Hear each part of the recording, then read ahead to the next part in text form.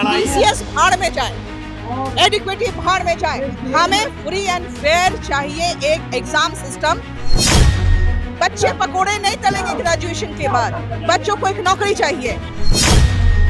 इतने कम पैसे में उन्होंने टेंडर लिया है, जितने कम पैसों में उनको पॉसिबल ही नहीं है।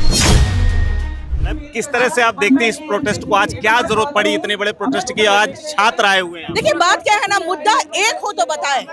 अभी मैं जो एक सेकंड इधर आ जाइए, मुद्दा एक हो तो बताया जाए सर। स्क्राइब का जो मुद्दा है उसमें 15 लाख रुपया डिमांड किया जाता है कि ब्लाइंड को कहा जाता है कि आपकी जगह पे हम एग्जाम दे देंगे। और उसके बाद ये एक स्क्राइब की बात नहीं है, स्क्राइब का रैकेट चल रहा है। एक मुद्दा तो ये सबसे बड़ा है कि पिछले 3 सालों में अगर आप ब्लाइंड कैंडिडेट्स का अगर आप कट ऑफ देखोगे तो 3 गुना बढ़ा है।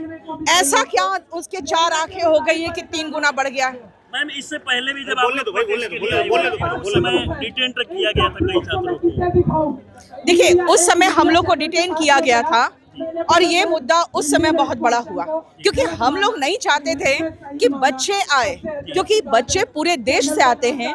जो बच्चा अपने घर में 500,000 रुपए का कोर्स खरीदने में भी उनको दिक्कत होती है, वो बच्चा इतना खर्च करके दिल्ली कैसे आएगा? हम लोगों ने सोचा बच्चा घर में पढ़े, हम निपटाते हैं।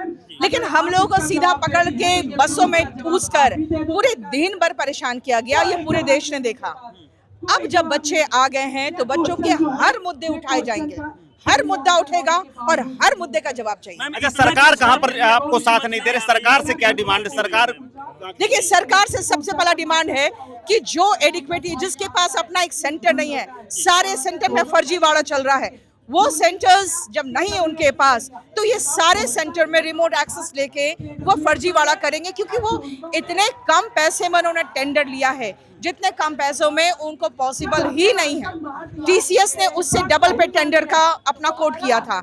दूसरी बात है कि एग्जाम रिफॉर्म खाली एसएससी की बात नहीं है। रेलवे का बच्चा 6 साल हो चुका है, वो पूरा फाइल लेके घूम रहा है कि 6 साल से हम पूरा फाइल लेके घूम रहे हैं, अभी तक हम रेलवे मिनिस्टर तक से मिल चुके हैं। मैम यहाँ तक देखा जाता है कि देश में कई मुद्दों पर बात किया जाता है संसद भवन में, लेकिन एजुकेशन को लेकर जो स्टूडेंट को परेशानी है इसको लेकर बात एजुकेशन नहीं, यहाँ रोजगार की बात हो रही है। एजुकेशन के नाम पर आप तो हर साल प्रमोशन देकर एक डिग्री तो थमा ही दे रहे हैं। बच्चे एम्प्लॉयबल तो अब बना ही नहीं रहे हैं क्योंकि उनको कुछ भी एजुकेशन दिया जा रहा है। अब आप देख सकते हैं कि सिर्फ खुश करने के लिए पूरे के पूरे देश में आप देख रहे हैं केमिस्ट्री से आपका पीरियोडिक टेबल गायब है, आप हिस्ट्री से पूरा मुगल काल गायब है।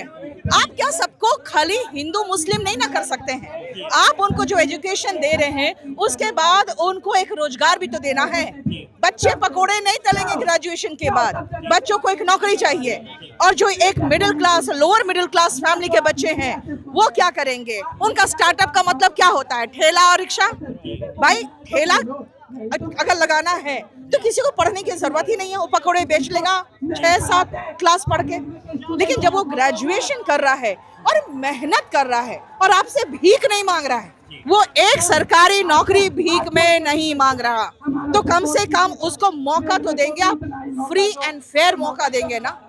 बस एक नैरेटिव है कि ये टीसीएस वर्सेस एजुकेटी की जो लड़ाई है, टीसीएस भाड़ में जाए, एडिक्विटी भाड़ में जाए।